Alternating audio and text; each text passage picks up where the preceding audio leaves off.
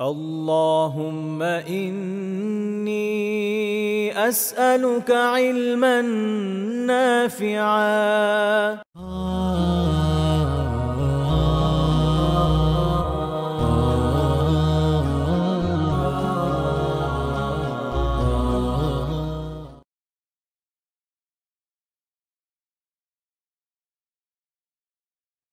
الحمد لله نحمده ونستعينه ونصلي على رسوله الكريم وعلى آله وأصحابه أجمعين أما بعد আল্লাহ তাআলার অশেষ মেহেরবানি যে আমরা আল কাবাইরের উপরে যে দার্স করছিলাম আলহামদুলিল্লাহ তার নতুন একটা এপিসোড আবার আমরা মিলিত হতে পেরেছি। অত্যন্ত গুরুত্বপূর্ণ বিষয় নিয়ে আমরা আলোচনা করছি, আপনারা সবাই জানেন। কবিরা গুনাহগুলি সম্পর্কে জানার চেষ্টা করছি এবং এই ক্ষেত্রে আমাদের মূল পাঠ্য হচ্ছে শায়খ মুহাম্মদ বিন আব্দুল ওয়াহ্হাব রাহিমাহুল্লাহ তাআলার কিতাব আল কাবাইর। তো আমি মূলত এই কিতাব থেকে দর্শ করার কথা, গত 3টা দর্শ ভূমিকার মতোই ছিল। তো আজকে থেকে আমরা ইনশাআল্লাহ তাআলা এই কিতাবের উপর দর্শ শুরু করব। তো আবার একটা হচ্ছে যে একটু বেশ সর্দি লেগে গেছে গতকাল রাত থেকে, আর একটা হচ্ছে যে স্ক্রিনের দিকে তাকাতে একটু কষ্ট হচ্ছে, এই জন্য আমি আজকে হয়তো একটু একটু চেষ্টা করবো দ্রুত করতে, যদিও এটা আমি ইউজুয়ালি বলে কখনো শেষ করতে পারি না খুব দ্রুত। তাই আমি বললাম আর কি। হতে পারে যে এরপরে হয়তো আপনাদের এই প্রশ্ন উত্তর হয়তো নিব না আজকে, এটা আমি আগিয়ে ভাইকে বলছিলাম, জাহিদ ভাইকে। যাই হোক, আমরা মূল দর্শে চলে যাই ইনশাআল্লাহ তাআলা। আহ সেই কিতাব শুরু করেছেন কিতাবুল কাবাইর, আল্লাহ তাআলার বাণী দিয়ে। আল্লাহ তাআলা সূরা আন-নিসা ৩৩ নম্বর আয়াতে বলেছেন, ইন তাজতানিবু কাবাইরা মা তুনহাউনা আনহু নুকাফির আনকুম সাইয়্যাতিকুম। এই আয়াত নিয়ে আমরা পেছনে আলোচনা করেছি। অর্থাৎ প্রথমেই একটা আশার বাণী আছে, একদম শুরুতে কি আছে, একটা আশার বাণী আছে। সেটা হচ্ছে এই, আল্লাহ তাআলা মানুষকে, মানব জাতিকে সম্বোধন করে বলেছেন যে খুব স্বাভাবিক যে গুনার পরিমাণ তো আসলে অনেক, কবিরা গুনার পরিমাণই অনেক, আমরা এর আগে দেখে এসেছি এবং কোনো কোনো আলেম অনেক বড় সংখ্যায় গণনা করেছেন। তো সেই হিসাবে গুনার পরিমাণ অনেক বেশি, সগীরা গুনার কথা যদি চিন্তা করেন অনেক বেশি। তো মানুষ কিভাবে মুক্তি পাবে? তাহলে মানুষের পক্ষে তো মুক্তি লাভ করা প্রায় অসম্ভব পর্যায়ে হয়ে যাবে। তো আল্লাহ তাআলা মানুষের জন্য আশার বাণী শুনিয়েছেন, তিনি বলেছেন, ইন তাজতানিবু কাবায়ের, তোমরা যদি সেই কবিরা গুনাহগুলো থেকে বেঁচে থাকো, মা তুনহাউনা আনহু, যেগুলো থেকে তোমাদেরকে নিষেধ করা হয়েছে। তো তাহলে এই কবিরা গুনাহগুলোকে, এগুলো থেকে বাঁচতে হবে, এগুলো আল্লাহ তাআলা নিষেধ করে দিয়েছেন, এগুলো থেকে আমরা বেঁচে থাকবো। এটা থেকে যদি বাঁচতে পারো তাহলে কি হবে? আল্লাহ বলছেন, নুকাফির আনকুম সাইয়্যাতিকুম, তাহলে তোমাদের যে সাইয়্যাত, তোমাদের যে সগীরা গুনাহগুলো আছে এগুলোকে আমি মিটিয়ে দিব।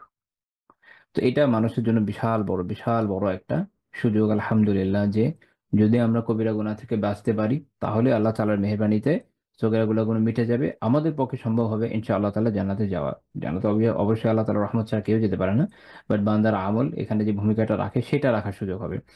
এখানে এই শুরুই করছেন শেখ রাহিমাহুল্লাহ তাআলা এই আয়াত দিয়ে, এবং এটার মধ্যে একটা আশার বাণী আছে। মানে শুরুতেই কোনো আযাবের আয়াত বা এমন কোনো আয়াত যেটা দিয়ে মানুষের মনে অনেক শঙ্কা ভীতি জাগ্রত হয়, তার বদলে উনি একটা আশার আয়াত দিয়েছেন, যেটা থেকে আমরা এটা বুঝি যেখানে একটা আশার বিষয় রয়েছে। যে হ্যাঁ, কবিরা গুনাহ তো আছে, তার মানে এই না যে আমরা হতাশ হয়ে যাবো, নিরাশ হয়ে যাবো, এরকম না। বরং আমরা এখান থেকে জানার চেষ্টা করবো যে এই বিষয়গুলো কবিরা গুনাহ, এবং এগুলো থেকে বেঁচে থেকে যথাসম্ভব আহ পুত পবিত্র জীবন যাপনের চেষ্টা ইনশাআল্লাহ তাআলা করব। এবং এই আয়াত থেকে এটাও বোঝা যায়, যেটা এর আগের দিনও বলেছি, যে গুনাহ একটা যে কবিরা হয়, একটা সগীরা হয়, এটা এই আয়াত থেকে বোঝা যায়। কারণ এই আয়াতে আল্লাহ তাআলা কাবাইর দিয়ে কবিরা গুনাহ বুঝিয়ে দিয়েছেন, আর সাইয়্যাত দিয়ে সগীরা গুনাহকে উদ্দেশ্য করেছেন। এবং যদি কেউ এই কাজটা করতে পারে, কবিরা গুনাহ থেকে বাঁচতে পারে, আল্লাহ তাআলা কি করবেন? আল্লাহ তাআলা বলেছেন, ওয়ানুদখিলহুম মুদখালান কারীমা, তাহলে তাদেরকে আমি সম্মানজনক স্থানে প্রবেশ করাবো, সম্মানজনক যে বাসস্থান তাই সেটা তাদেরকে দান করবো, সেটা হচ্ছে জান্নাতের। সূরা আন-নিসার 31 নম্বর আয়াত। এবং এই আয়াতে দুইটা গুমরাহ মাযহাব সম্পর্কে এক ধরনের আলোচনা চলে আসে রদ হিসাবে, সেটা হচ্ছে একটা হচ্ছে খাওয়ারিজ এবং একটা হচ্ছে মুতাজিলা। আর মুতাজিলারা মনে করেন যে কেউ যদি কবিরা গুনাহ করে তাহলে সে আসলে না মুমিন থাকে না কাফের থাকে, সে মাঝখানে। তারা বলে মনজিলুন বাইনাল মনজিলাতাইন, দুইটা মঞ্জিল, অর্থাৎ একটা হচ্ছে মুমিনের একটা মঞ্জিল, একটা হচ্ছে কাফেরের মঞ্জিলের মাঝখানের একটা একটা মাঝে মাঝে একটা অবস্থা থাকে, না মুমিন না কাফের।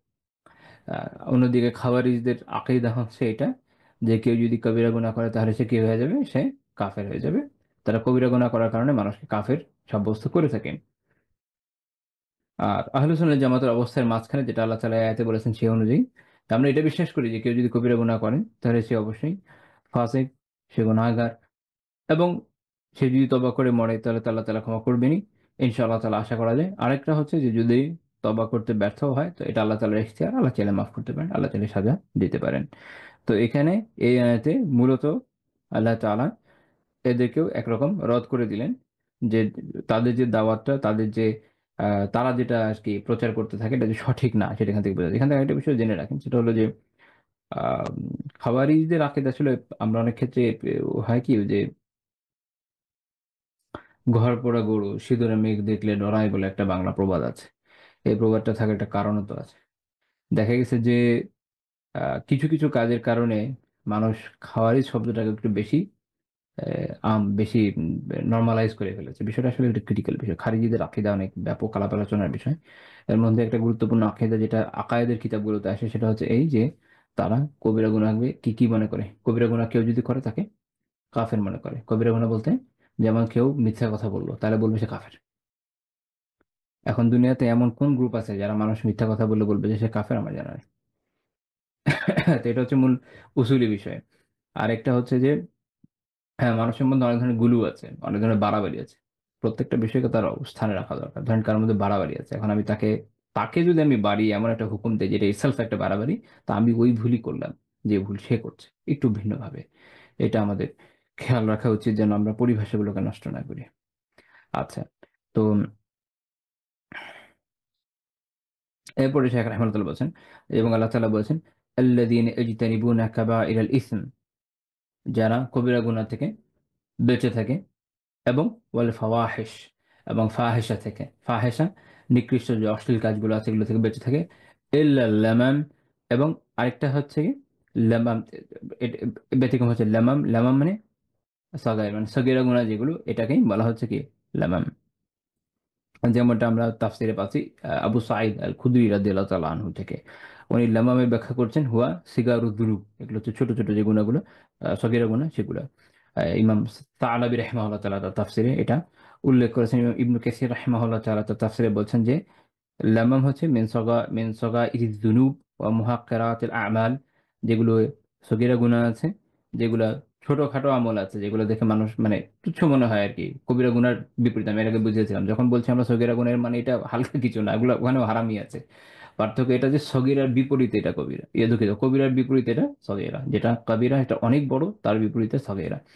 এটা ঈশ্বর খুব সহজ জিনিস এরকম মনে করার কারণ নাই। এবং আমি এটা মূল মেথোডোলজিটা পিছনে আলোচনা করে এসেছি আলহামদুলিল্লাহ। যারা যারা দেখেননি, যারা আজকে প্রথম শুনছেন বা প্রথম দর্শ করছেন, তাদের উচিত হবে আগের দর্শগুলো অবশ্যই শোনা, কারণ এগুলোর মধ্যে একটা ইন্টাররিলেশন আছে। তো আল্লাহ তাআলা বলছেন যে যারা তাহলে কবিরা গুনাহ থেকে বাঁচে, যারা আহ ফাহিশা বা যেগুলো অশ্লীল কাজ আছে সেগুলো থেকে বাঁচে, তো তাদেরকে আল্লাহ তাআলা মাফ করে দিবেন। কারণ বাকি হচ্ছে ইল্লাল্লামান, সগীরা গুনাহ ছাড়া এটা মানুষের হয়ে যায়। ইন্না রাব্বাকা ওয়াসিউল মাগফিরা, আল্লাহ তাআলা আমাদের জানাচ্ছেন যে নিশ্চয়ই তোমাদের রব হচ্ছেন অত্যন্ত ক্ষমাপ্রবণ, যার ক্ষমা অত্যন্ত প্রশস্ত, তিনি এমন এক সত্তা। তো এইটা সূরা আন-নাজমের 32 নম্বর আয়াত। এখান থেকে একটা বিষয় খেয়াল রাখেন, আমি স্পেসিফিকলি একটু এটা আপনাদেরকে খেয়াল করতে বলবো। দেখেন, আল্লাহ তাআলা শুধুমাত্র কাবাইর বলে ছেড়ে দিতে পারতেন। দেখেন কবিরা গুনার ভিতরে তো অশ্লীলতা আসে, আসে না? অবভিয়াসলি আসে। কিন্তু আল্লাহ তাআলা আলাদাভাবে ফাওয়াহিশের উল্লেখ করেছেন। কবিরা গুনার পরে আলাদাভাবে ফাওয়াহিশের উল্লেখ করেছেন, কারণ ফাহেসা যে অশ্লীলতা আছে, অশ্লীলতা জনিত কবিরা গুনার পরিমাণ অনেক বেশি। এবং আহ, কোরআন এমন এক কিতাব, যত সময় যাবে আমরা আরো নতুন ভাবে এটার অনেকগুলো দিক বুঝতে সক্ষম হব। মাসাইলের বিষয় না, মাসাইল তো যা আছে তাই থাকবে, কিন্তু এটার অনেক বিষয় আছে যেটা আমরা একভাবে তো চিন্তা করি, এটা কিছু ব্যাপকতা আমাদের সামনে একসময় চলে আসে। যেমন অনেক ঐতিহাসিক তথ্য একসময় কোরআন বলেছে যেটা পরবর্তী সময়ে আমরা এখন বুঝি। একটা উদাহরণ দিই, আপনারা হয়তো দেখেছেন যে ফেরাউন, তো এদের মমি এগুলো তো আপনাদের কাছে খুব ন্যাচারাল, খুব নর্মাল বিষয়, কারণ আমরা অনেক বেশি এগুলোর ভিডিও এসে দেখে আসি ছোটবেলা থেকে, আমরাই দেখেছি, আপনারাও দেখেছেন, স্বাভাবিক। কিন্তু আপনাদের মনে রাখতে হবে কোরআন যখন নাজিল হচ্ছে তখন আহ এই জিনিসগুলো ছিল না। এই যে আপনারা বড় বড় পিরামিড গুলো দেখছেন, এগুলো তখন অনেকটা সিলগালার মতো, ভিতরে কি ছিল এটা তো আর জানা নাই। আপনারা জানেন এটা 19 শতকের দিকে এসে এক্সকাভেশনের মাধ্যমে উদ্ধার করা হয়েছে ভিতরে কি আছে। তার আগ পর্যন্ত মানুষের কাছে একরকম অজ্ঞাত ছিল। মানুষ যদি বিশাল বিশাল জিনিসগুলো দেখতো, যে এত বড় স্ট্রাকচার আছে, প্রাচীন ইতিহাসের কিতাবগুলোতে কোনো কোনো আলিম যারা ওই সময়কার ঐতিহাসিক, মুসলিম ঐতিহাসিক অন্যান্যরা, তারা এগুলো নিয়ে আলাপ আলোচনা করেছেন। এগুলো অনেক কিছু এখন আপনার কাছে মিথের মতো মনে হবে, কারণ গবেষণায় ওইভাবে প্রমাণিত হয়নি। কিন্তু দেখা গেছে যে এটা ভিতরে কি, এটা তো আর তাদের কাছে কিনা প্রকাশ্য না, কারণ ভিতরে যে এইসব রাজাদের লাশ এবং বিভিন্ন সম্পদ লুক্কায়িত আছে, এটা মানুষের কাছে ওইভাবে প্রকাশ্য ছিল না। ওই রকম সময়ে কোরআন ফেরআউনের কথা বলেছে এবং আল্লাহ তাআলা জানিয়েছেন যে তার লাশকে তিনি সংরক্ষণ করবেন। এটা মানুষের পক্ষে ওই সময় বোঝা প্রায় অসম্ভব বিষয় ছিল। কিভাবে সম্ভব মানুষের লাশ এত সুদীর্ঘ সময় কিভাবে সম্ভব সংরক্ষিত হওয়া, যেহেতু তাদের সাথে, তাদের কাছে মমিফিকেশন বিষয়টা ওভাবে পরিচিত ছিল না। তো কোরআন নাজিল হয়েছে তার কত শত বছর পরে এসে আমরা এখন জানছি, আচ্ছা বিষয়টা এরকম। আমরা এখন দেখতে পাচ্ছি এই বিষয়টা আমাদের কাছে ক্লিয়ার হচ্ছে।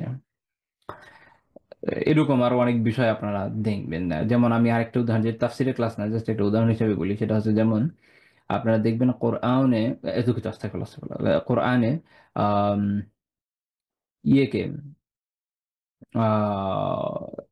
একটা হচ্ছে ফিরআউন আপনারা দেখেছেন, আরেকটা হচ্ছে যখন ইউসুফ আলাইহিসসালামের সব ঘটনা বর্ণনা করছেন আল্লাহ তাআলা, তখন মালিক শব্দের প্রয়োগ করেছেন, কিং।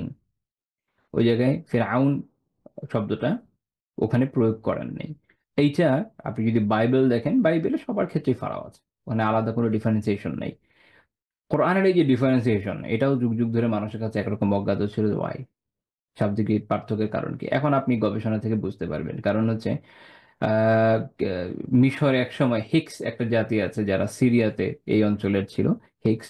এই হিক্সরা এক সময় মিশর জয় করে এবং আপার নাইলে আম, দীর্ঘ সময় তারা রাজত্ব করে। মিশর একসময় দুই ভাগ হয়ে গিয়েছিল, একটা অংশে হিক্সরা রাজত্ব করতো, আর এক অংশে প্রাচীন যে আহ, রাজবংশগুলো বা স্থানীয় যে কপটিক বা কিপ্তি যারা, তারা তাদের রাজত্ব ছিল। একটা পর্যায়ে আবার মিশর ইউনিফাইড হয়, এটা অনেক পরের কথা। তো ইউসুফ আলাইহিসসালাম যখন যখন মিশরে আসলেন, তখন এখানে হিক্সদের রাজত্ব ছিল এবং তারা তাদের রাজাকে ফিরআউন বলতো না, তারা ওই মালিকই বলতো, কিং বলতো, বা তাদের নিজস্ব ভাষায় যে উপাধি ওটার আপনি বলতে বলতে পারেন যে ওটার সমপর্যায়ের ইয়ে হচ্ছে যে এটা মালিক। তো আর স্থানীয় মিশরীয় যারা, তারা কি বলছে, তারা বলতো ফেরাউন। এবং সেইটা ওই ওই ওই প্রেক্ষাপটে কিন্তু প্রযোজ্য না। আল্লাহ তাআলা কোরআনে কিন্তু এই যে পার্থক্যটা করেছে। তারপরে যখন মুসা আলাহিস সাল্লামের কথা আসছে, তখন কিন্তু আর মালিক বলছেন না, তখন বলছেন ফিরআউন।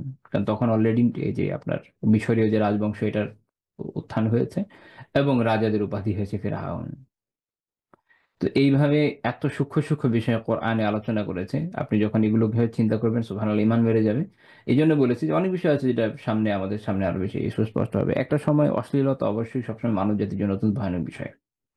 সবার প্রথমে যে বিষয়গুলো নিয়ে শয়তান বিভিন্ন মানব জাতির ভিতরে বিভিন্ন ফিতনা ফাসাদ সৃষ্টি করেছেন, মধ্যে একটা বড় বিষয় তো অশ্লীলতা।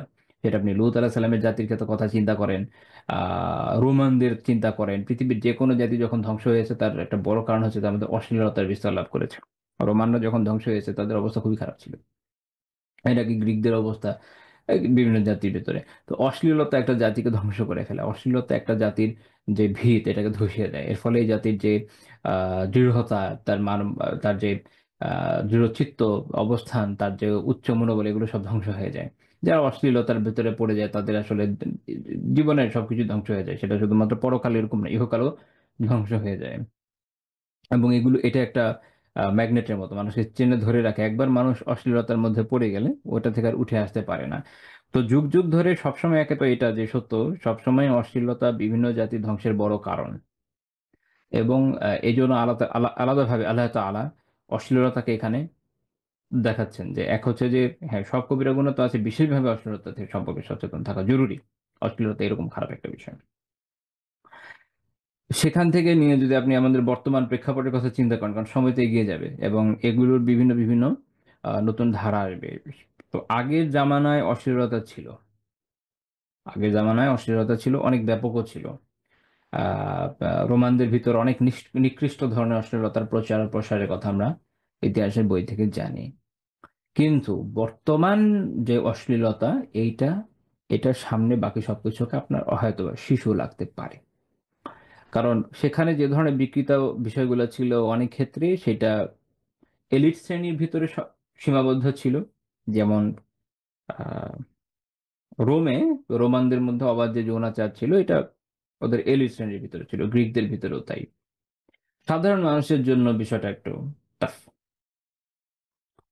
আহ এখন আমরা যদি দেখি আরেকটা বিষয় হচ্ছে যে বিভিন্ন বিকৃত বিষয় কিছু থাকে, সেগুলো ছিল অনেকের ভিতরে ছিল। আপনারা যদি হিন্দু বিভিন্ন পৌরাণিক মিথ এগুলো সম্পর্কে পড়েন, তাদের মিথোলজি গুলো সম্পর্কে পড়েন, তাহলে এখানে অনেক ভয়ানক ধরনের অশ্লীলতা সম্পর্কে জানতে সক্ষম হবেন। তো এগুলো ছিল, এমন না ছিল না। আমি বলতে চাচ্ছি যে এগুলো এইরকম সয়লাব হয় না যেটা এই অবস্থা বর্তমানে আমরা দেখছি। বর্তমানে মানুষের অবস্থা হচ্ছে এরকম, অশ্লীলতার এতগুলো দিক সামনে মানুষের উন্মোচিত হয়েছে যেটা আলিয়াউযুবিল্লাহ এর আগে কখনো হয়নি। এর মধ্যে রয়েছে যেমন ধরেন মানুষের মুভির মাধ্যমে হচ্ছে বিভিন্ন অশ্লীল যে নৃত্য গীত এগুলোর ভিতর দিয়ে হচ্ছে তো হচ্ছে, এবং বর্তমানে খুব ভয়ানক বিষয় যেটা পর্নোগ্রাফি। এইটা মানুষের কাছে এত বেশি ছড়িয়ে গিয়েছে যে মানুষ আহ সারা দেশে আমাদের এবং পৃথিবীতে সব জায়গাতেই মানুষ এর দ্বারা আক্রান্ত। আল্লাহ আলাম কোনো জায়গা এর থেকে খালি আছে কিনা, মানে একদম পুরো বিরান কোনো মরু অঞ্চল বা কোনো বন জঙ্গলে মানুষের কাছে ইন্টারনেট পৌঁছায় নাই, তাহলে যদি না দেখে থাকে তো আলহামদুলিল্লাহ। কিন্তু সারা দুনিয়াতে এই বস্তু ছড়িয়ে গেছে এবং মানুষ ছোট থেকে বড় যে কোনো বয়সের মানুষ এই অশ্লীলতার মাধ্যমে আক্রান্ত। এবং রিসেন্ট সময়ের যে ইয়েগুলো, পরিসংখ্যানগুলো, এগুলো যদি আপনারা পড়েন তো দেখবেন অবস্থা খুবই খারাপ। আমি একটা রিপোর্ট পড়েছিলাম বাংলাদেশের বিষয়ে যে 70% স্কুল কলেজগামী শিক্ষার্থী তারা এর দ্বারা আক্রান্ত। আক্রান্ত মানে এডিক্টেড, এরকম না হঠাৎ কখনো দেখেছে, দে আর এডিক্টেড। এবং এই ধরনের গুণা আপনারা ডক্টরদের থেকে জানতে পারবেন যে যেই ধরনের হরমোন অর সামথিং যেটা নিঃসরণ হয়, যেটা ডোপামিনের যে ক্ষরণটা হয়েছে, লাইক ডোপামিনের ক্ষরণই তা মানুষকে উৎসাহিত করে এই ধরনের বিষয়ের সাথে এগুলোতে ডুবে যেতে, এগুলো দেখতে। আচ্ছা, এইটা মানুষ যখন নেশা করে, মানুষ যখন গাঁজা খায় তখনও তার ডোপামিনের নিঃসরণ হয়, বা অন্যান্য এই ধরনের নেশা যখন মানুষ করে সেম কথাই হয়। যারা সমাজে মাদকাসক্ত হিসেবে পরিচিত তাদের না হয় রিহ্যাবে দিতে পারেন, এখন যারা পর্নাসক্ত এদেরকে আপনি কোন রিহ্যাবে দিবেন? এমন কোন রিহ্যাব এখন বাংলাদেশে কেন দুনিয়াতে হয়েছে কিনা আমার জানা নাই। কিন্তু জিনিসটা মানুষকে ধ্বংস করে দিচ্ছে। বিশেষ করে যাদের কনসালটেন্সির কিছু হলে অভিজ্ঞতা আছে, আমি আশা করি তাদের জানা আছে। আর যাদের এটা নাই তারপরও এটার এমন একটা ব্যাপক বিষয় আশেপাশে কেউই জানে না, বা কেউই এরকম আক্রান্ত না, এরকম লোক আসলে পাওয়া যাবে না। প্রত্যেকেই জানে তার পরিচিতের মধ্যে কেউ না কেউ এটার মধ্যে আক্রান্ত। কি সাধারণ মানুষ, বয়স্ক মানুষ, যে সমাজের সকল ক্ষেত্রের মানুষ, পুরুষ নারী, এমন না যে নারীরা কম। কোনো কোনো জায়গাতে কোনো কোনো দেশের আমি কয়েকটা রিপোর্ট পড়েছি, এগুলো আমি কিছু বই টই থেকে পড়লাম। ভালো কিছু বই রিসেন্টলি হয়েছে আলহামদুলিল্লাহ এই বিষয়টা নিয়ে, যেমন মুক্ত বাতাসের খোঁজে, এরকম বেশ কিছু সুন্দর সুন্দর বই হয়েছে। আমি বলবো যে যারা এগুলো নিয়ে একটু সচেতন তাদের এগুলো পাঠ করা উচিত, যাতে আহ, সতর্ক হওয়া যায় এবং অন্যদের কাছে দাওয়াটা পৌঁছে দেওয়া যায়, যেন তারা ঘুরে দাঁড়াতে পারে যারা এটা দ্বারা আক্রান্ত। তো তারপরে ধরেন এখন এগুলো থেকে আমি যেরকম দেখেছি যে কোনো কোনো দেশে, সম্ভবত আমি ভারতের পরিসংখ্যান পড়েছিলাম, ওখানে মহিলারা এগুলোতে অনেক বেশি অ্যাডিক্টেড। তো এই অ্যাডিকশন মানুষকে তার ব্যক্তি জীবনে বিভিন্নভাবে তাকে ধ্বংস করে দিচ্ছে, তার পারিবারিক জীবনকে ধ্বংস করে দিচ্ছে। সে একটা ফ্যান্টাসির মধ্যে থাকে এবং পারিবারিক জীবনে আমি একটা বিয়ের পরে ফ্যান্টাসি বিষয়ক একটা বই আমরা লিখেছিলাম বিয়ের আগে নামে, আমি এবং মাওলানা তানজিল আরিফিন সাহেব দুজন মিলে। তো তখন আমরা এটা নিয়ে বেশ কিছু কেস স্টাডি আমরা ওই বই আলোচনা করেছি। তখন সেখানে এরকম একটা কেস স্টাডি ছিল যেটা আমি ফেস করেছি, তানজিল সাহেব করেছেন, আমাদের দুইজন পরামর্শক ছিলেন তারা করেছেন। আমরা প্রত্যেকে আমাদের নিজেদের জীবনে বিভিন্ন সময় মানুষকে পরামর্শ দিয়ে এসেছি। তো আমরা প্রত্যেকে এমন না যে একটা সিঙ্গেল কেস, আমরা প্রত্যেকে ভিন্ন ভিন্ন জায়গাতে আলাদা আলাদা লোকের কেস, সেম কেস ফেস করেছি, সেম ইস্যু ফেস করেছি। সেটা নিয়ে যখন আমরা আলোচনা করেছি আমরা ইউনিফাইড একটা ধারণা নিয়েছি যে এটা আসলে এইভাবে আমাদের ডিল করা দরকার, এটা বলা উচিত। তো তখন আমরা দেখেছি যে মানুষ এটা নিয়ে এইভাবে আক্রান্ত, যে পারিবারিক জীবন এটা দ্বারা আক্রান্ত মানুষ এসব দেখে ফ্যান্টাসির মধ্যে ভোগে, মনে করে যে আসলেই মনে হয় দুনিয়াতে এইভাবেই হয়, যেভাবে তারা ওইসব আলিয়াদুবিল্লাহ সব জায়গা থেকে দেখে শিখেছে। অথচ এগুলো সব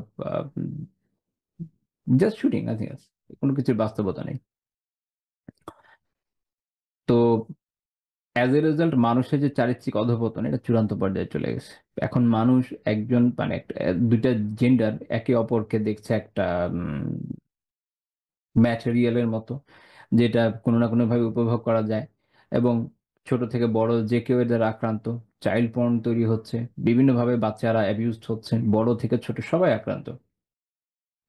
মানুষ, আপনারা হয়তো মাঝখানে পেপার টেপার দেখে থাকবেন, এই যে ভারতে এরকম ঘটনা হয়েছে যে মানুষ পার্লামেন্টের ভিতরে একজন এমপি সে ওখানে বসে বসে দেখছে, কারণ অ্যাডিক্টেড। এটা আসলে সবসময় না দেখে থাকতে পারছে না। আহ, এই কিছুদিন আগে যখন কর্ণাটকের হলো, ইলেকশন হলো, সেখানে তাদের একটা দলের খুব সিনিয়র একজন, সিনিয়র মানে ওদের একটা ডাইনাস্টিক পার্টি, আমার পার্টির নাম মনে নেই, সেটার প্রধানের ছেলে ওর ভাতিজা হবে, তার সে এরকম বহু মানুষকে রেপ করেছে, প্রত্যেকের এরকম ভিডিও বানিয়েছে।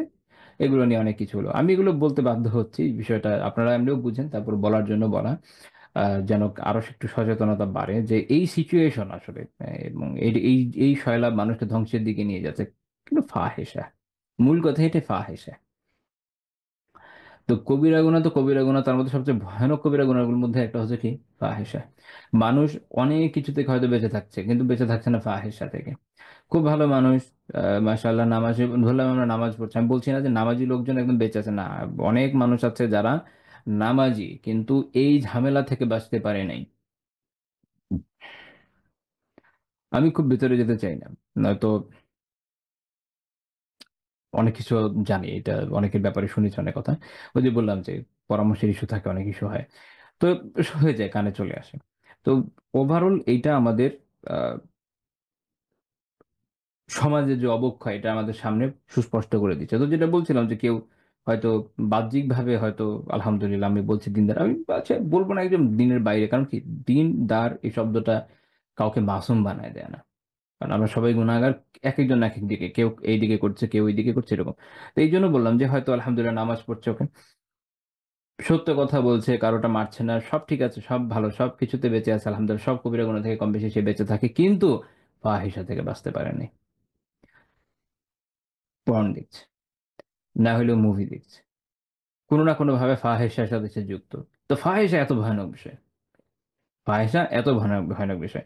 তো আগের জাতিগুলো যেমন ফাহিশার জন্য ধ্বংস হয়েছে, বর্তমানে আমরা ফাহিশার সাথে ডিল করছি এবং এটা খুব ভয়ানক, খুবই ভয়ানক অবস্থায় আছে। আগামীতে কোথায় যাবে এটা আল্লাহ তাআলা একমাত্র জানেন, আমার তো এটা কোনো ধারণাও নেই। কারণ আমি আমার নিজের চোখের সামনেই বলতে পারেন দেখলাম যে বিগত আহ ধরেন 2024, তো ধরেন গত 24 বছরে ফাহেসার ক্ষেত্রে যে র্যাপিড চেঞ্জ যেটা আমরা দেখছি মানুষের মাঝে, এইটা একদম আনবিলিভেবল মনে হয় না যে এত এত র্যাপিড। আল্লাহ আলম, এই জন্য বললাম যে সামনে কি হবে। তো এখন যদি কেউ চায় যে সে নাজাত পাবে, সে নাজাত পেতে চায়, তাকে কবিরা গুনাহ তো সব ছাড়তেই হবে, বিশেষভাবে এই কবিরা গুনাহ যেটা আল্লাহ তাআলা আলাদাভাবে উল্লেখ করছেন, কি ফাহিশা। ফাহিশা থেকে বাঁচা জরুরি।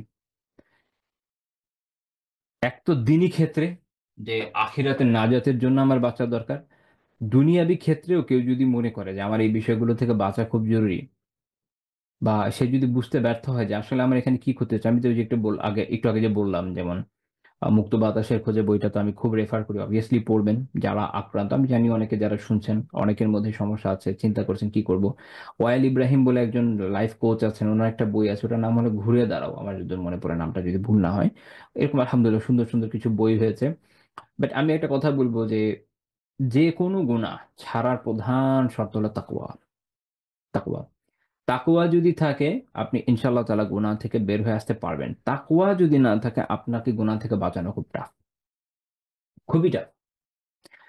এমনও ঘটনা আপনারা হয়তো নিজেরাও জানেন বা শুনবেন, আল্লাহ আলাম, যে দেখা যায় যে কেউ একজন হয়তো আগে থেকে এইসব বিষয়ে এডিক্টেড। তো সে চিন্তা করেছে আমি বিয়ে করে ফেললে এগুলো থেকে বেঁচে যেতে পারবো, তো বিয়ে করলো।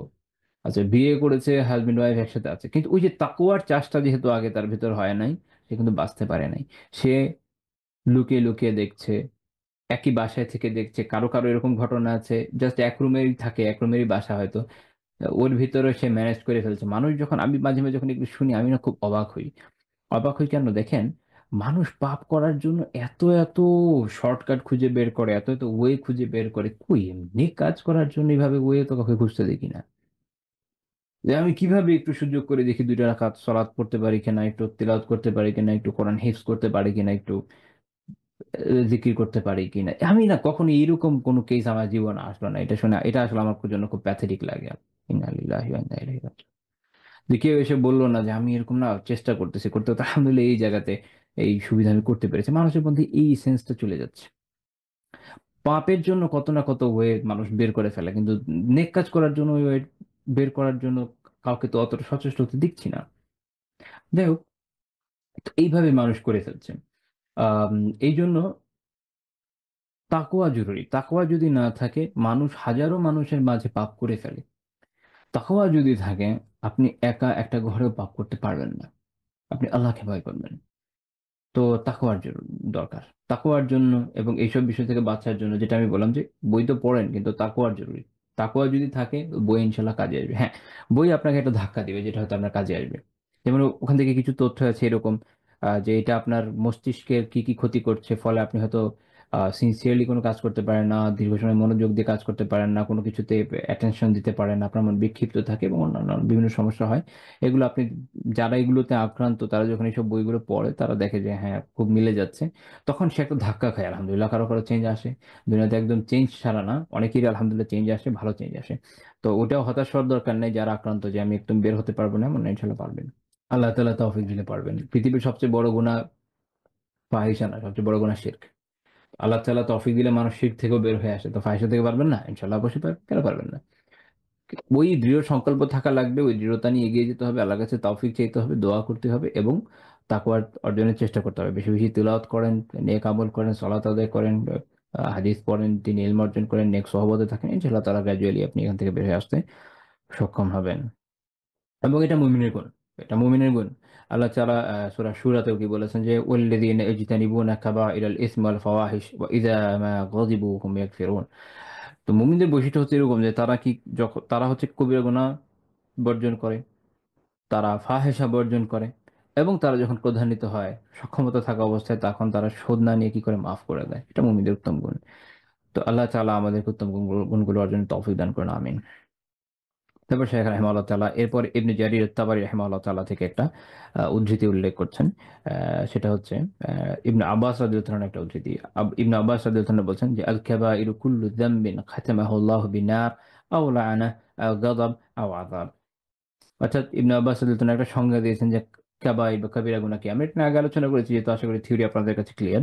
সেটা ওইটাই, আমি যেটা এর আগে ব্যাখ্যা করেছি, সেটা হচ্ছে এই যে প্রত্যেক এমন গুনাহ যেটার ব্যাপারে আল্লাহ তাআলা জাহান্নামের বা লানাতের বা আল্লাহ তাআলার ক্রোধের বা আল্লাহ তাআলার আযাবের হুঁশিয়ারি দিয়েছেন, এগুলো সবই হচ্ছে কবিরা গুনাহ। তো এটা আমরা পিছনে যেহেতু আলোচনা করেছি, আলহামদুলিল্লাহ আপনাদের কাছে এটা পরিষ্কার থাকার উচিত। আর এর বাইরে যদি এমন কিছু হয় যেটাতে আল্লাহ তাআলা নিষেধ করেছেন, কিন্তু এইভাবে এই হুমকিগুলো নাই, সরাসরি জাহান্নামের কথা বলা নাই, তখন এটাকে বলা হচ্ছে যে এটা হচ্ছে সগীরা গুনাহ, যেটা আমরা এর আগে ব্যাখ্যা করে এসেছি, আলহামদুলিল্লাহ। তো ইবনু আব্বাস রাদিয়াল্লাহু আনহুর আরেকটা কওলও আছে। যখন ওনাকে ওই যে একটা বিষয় জিজ্ঞেস করা হয়েছিল, আপনাদেরকে আমি বলেছি, অনেকে মনে করেছে যে সাতটাই কিনা, তখন উনি একটা, ওনার একটা কল আছে এরকম, উনি বলছেন যে হিয়া ইলা সাবা, হিয়া ইলা সাবাই মিআ আকরাবু মিনহা ইলা সাবা।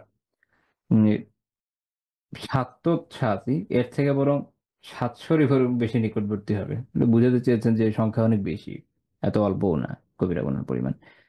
তো তারপরে শেখ রাহিমাহুল্লাহ তাআলা ওই উসুলটা উল্লেখ করেছেন যে লা কাবীরাতা মা'আল ইস্তিগফার ওয়ালা সাগীরাতা মা'আল ইসরার। আমি এর আগের দিনটা ব্যাখ্যা করেছি যে ইস্তিগফারের সাথে কবিরা গুনাহ আসলে কবিরা গুনাহ থাকে না, আর নিয়মিত জেদের সাথে, একদমের সাথে যখন কেউ সগীরা গুনাহ করতে থাকে, ওটা আবার সগীরা গুনাহ থাকে না। এটা আমরা পেছনে আলোচনা করেছি, আলহামদুলিল্লাহ।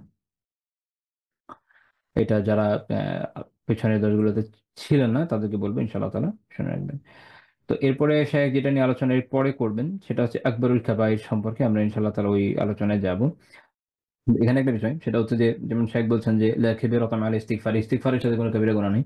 তো এখানে মনে রাখতে হবে যে ইস্তিগফার অর্থাৎ হচ্ছে যে যখন শুধু ইস্তিগফার মানে আস্তাগফিরুল্লাহ আস্তাগফিরুল্লাহ বলা না, এটাও অবশ্যই মৌখিকভাবে একটা আমল হচ্ছে।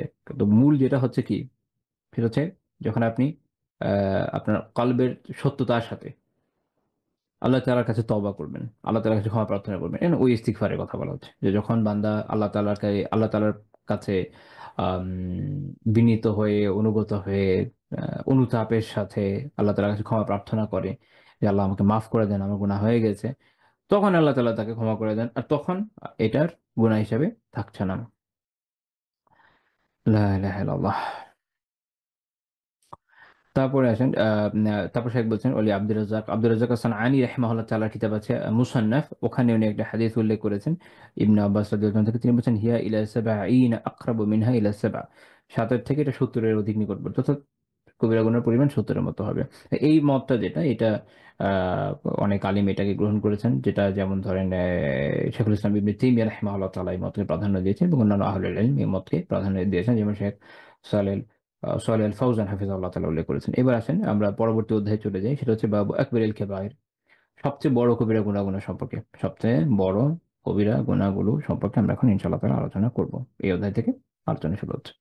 তো সহিহাইনে সহিহ বুখারী ও মুসলিমে হাদিস আছে, আবু বকর রাদিয়াল্লাহু তাআলা আনহু থেকে বর্ণিত, তিনি বলছেন যে রাসূলুল্লাহ সাল্লাল্লাহু আলাইহি ওয়াসাল্লাম বললেন যে আলা উনাব্বিউকুম বিআকবারিল কাবাইর, আমি কি তোমাদেরকে সবচেয়ে বড় কবিরাগুলো গুনাহ সম্পর্কে বলবো না? আচ্ছা, এখানে একটা কথা, সেটা যখন বলছে যে আকবরুল কাবাইর, আকিবার এটা হচ্ছে আপনার সুপারলেটিভ ডিগ্রি। তো যখন ডিগ্রি তো আপনারা বোঝেন, যখন একটা এরকম আপনি সুপারলেটিভ ডিগ্রি ইউজ করছেন, এটা কোনো কিছু সাপেক্ষে হয়, তার বাকিগুলোও এরকম বড়ই, বাট এটা তার থেকে বড়। তো কেবাইর যেগুলো কবিরা গুনাগুলা, এই কবিরা গুনাগুলো এই হাদিস থেকে বোঝা যাচ্ছে যে কবিরা গুনাগুলোর ভেতরেও তার থেকে এর মধ্যেও অত্যন্ত বড় মাপের কিছু আছে, অর্থাৎ এইটার ভিতরে ভাগ আছে। কবিরা গুনাহ ইটসেলফ তো বড় কবিরা, বড় গুনাহ, এই গুনার ভেতরেও একটা আছে অনেক বড়, যেমন এর আগে আমরা আলোচনা করছিলাম শিরক, এক নাম্বার, এটাই হাদিস আসবে। তারপর আরো বেশ কিছু আছে এগুলো অনেক বড়, যেটা আবার অন্যান্য অন্যান্য হাদিসে একটু ডিফারেন্টলি আলোচনা আছে এইভাবে। যেমন ধরেন একটা হাদিস আছে আবু হুরায়রা রাদিয়াল্লাহু তাআলা আনহু থেকে বর্ণিত, উনি আল্লাহ রাসূল বলছেন সাল্লাল্লাহু আলাইহি ওয়াসাল্লাম, ইজতানিবু ইজতানিবু সাবআ আল মুবিকাত, মানে ৭টা ধ্বংসাত্মক বিষয় থেকে বেঁচে থাকুন। তো সাহাবীরা যখন জিজ্ঞেস করি ইয়া রাসূলুল্লাহ, আল্লাহ রাসূল ওয়ামা হুন, এগুলো কি কি? তিনি বলেন আশরিকু বিল্লাহ, এটা হচ্ছে এক হচ্ছে আল্লাহ তাআলার সাথে শিরক, ওয়া সিহর জাদু, ওয়া কাতলুন নাফস আল্লাতী হারামাল্লাহু ইল্লা বিল হক, এবং আল্লাহ তাআলা যা হালাল করেন নাই এমন কোন প্রাণকে হত্যা করা, ও আকলু রিবা, সুদ খাওয়া, ও আকলু মালিল ইয়াতিম, ইয়াতিমের সম্পদ অন্যায়ভাবে ভক্ষণ করা, ও তাওয়াল্লি ইয়াউমা যাহাফ, জিহাদের ময়দান থেকে পলায়ন করা, ও কিসফুল মুহসিনাত, ও কিসফুল মুহসানাতিল মুমিনাত আল গাফিলাত, আহ, সতী সাধ্যী মুমিন নারীর প্রতি চরিত্রের অপবাদ দেওয়া। এগুলো হচ্ছে অত্যন্ত ভয়ানক গুণা, এগুলো হচ্ছে ধ্বংসাত্মক গুণা, যেগুলো মানুষের আমলকে ধ্বংস করে দেয়। তো এগুলো হচ্ছে অন্য হাদিস অনুযায়ী, সহিহ বুখারী হাদিস অনুযায়ী, যে এগুলো হচ্ছে সবচেয়ে বড় গুনাহ। এই হাদিসেও এইরকম সবচেয়ে বড় গুনাহগুলো সম্পর্কে আলোচনা হচ্ছে।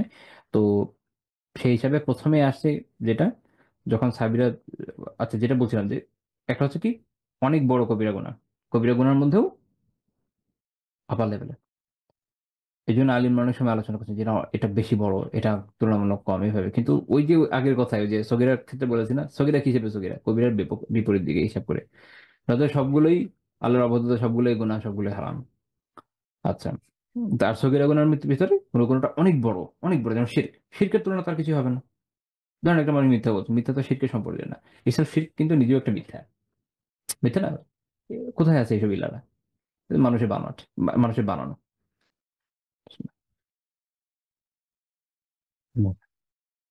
তো যাই হোক, কিন্তু শিরক সবচেয়ে বড়, শিরক সবচেয়ে বড়। তো তাহলে এটা আমাদের, এটা আশা করি ক্লিয়ার হয়েছে যে একটা হচ্ছে কিছু গুণ আছে অনেক বড়। আচ্ছা, তারপরে আসুন লা ইলাহা ইল্লাল্লাহ। উম, তো আল্লাহ রাসূল সাল্লাল্লাহু আলাইহি ওয়াসাল্লাম যখন বললেন যে আলা উনাব্বিউকুম বিআকবারিল কাবাইর, আমি কি তোমাদের সবচেয়ে বড় কবিরা গুনাহ সম্পর্কে বলবো না? সাহাবীরা কি বললেন, বেলা ইয়া রাসূলুল্লাহ, ইয়া রাসূল, হ্যাঁ অবশ্যই অবশ্যই বলুন। তখন আল্লাহ রাসূল বলেন একটা হচ্ছে আল ইশরাক বিল্লাহ, আল্লাহর সাথে শিরক করা, এটা নিয়ে আমরা পিছনে আলোচনা করে এসেছি আলহামদুলিল্লাহ। তারপরে হচ্ছে উকুকুল ওয়ালিদাইন, তারপর হচ্ছে পিতামাতার অবাধ্যতা, পিতামাতার অবাধ্যতা। তারপরে হচ্ছে আহ, এ- ওখানে মুত্তাকিয়ান, এই সময় তিনি হেলান দিয়ে একটু বসেছিলেন, জাল্লাস সোজা হয়ে বসে গেলেন। তা বলবেন যে আলা আকু আলা ওয়া কাউলু জুর, আরেকটা জেনে রাখো, আরেকটা হচ্ছে কি মিথ্যা কথা, আলা ওয়া শাহাদাতু জুর, মিথ্যা সাক্ষ্য। ফামা জালা ইউকাররিরুহা হাত্তা কুলনা, তিনি এটা বলতেই থাকলেন। সাবিরা নিজেরা এরকম বলেন যে লাইতাহু সাকাতা, তিনি যদি থামতেন। তো এই হাদিস সহিহ বুখারী এবং সহিহ মুসলিম আছে। এখান থেকে সবচেয়ে বড় যে কবিরা গুনাহ সেগুলো সম্পর্কে যেমন আমাদের কাছে বিষয়গুলো আলহামদুলিল্লাহ পরিষ্কার হয়ে যায়। আবার আমি আরেকটা হাদিস যেটা মাঝখানে বললাম সহিহ বুখারী থেকে, ওইটাও সবচেয়ে বড় কবিরা গুনাহ সম্পর্কে আমাদেরকে সচেতন করে। বিশেষ করে ৭টা স্পেসিফিকলি ৭টা কবিরা গুনার কথা ওখানে চলে আসে। দেখা যাচ্ছে ওইটার ভিতরে আ অনেক এটার কিছু পয়েন্ট চলে আসে, আবার কিছু এটার মধ্যে নাই। আ তো আমরা ইনশাআল্লাহ তাআলা ২ টা মিলে আলোচনার চেষ্টা করব। তো ১ম এ যেটা এখানে রাসূলুল্লাহ সাল্লাল্লাহু আলাইহি ওয়াসাল্লাম বলেছেন সেটা হচ্ছে শিরক। শিরক সম্পর্কে আমরা এর আগে আলোচনা করেছি যে আল্লাহ তাআলার তাওহীদে উলুহিয়াত, রুবুবিয়াত, আসমা ওয়া সিফাত এটার যেকোনো জায়গায় যখন কেউ শিরক করে তখন সেটা সবচেয়ে বড় গুনাহ এবং এটা এমন একটা গুনাহ যে আল্লাহ তাআলা এটাকে ক্ষমা করে না যদি না সে নিজে থেকে তওবা করে ঈমান নবায়ন না করে বা ঈমানের দিকে চলে না আসে। দ্বিতীয় যে গুনার কথা বলেছে উকুকুল ওয়ালিদাইন, পিতা-মাতার অবাধ্যতা। খুবই বড় গুনাহ। খেয়াল রাখতে হবে যে আল্লাহ তাআলা পিতা-মাতাকে অনেক বেশি হক দিয়েছেন। সূরা আন-নিসা ৩৬ নম্বর আয়াতে আল্লাহ তাআলা বলেছেন ওয়া'বুদুল্লাহ ওয়া লা তুশরিকু বিহি শাইআ ওয়া বিল ওয়ালিদাইনি ইহসানা।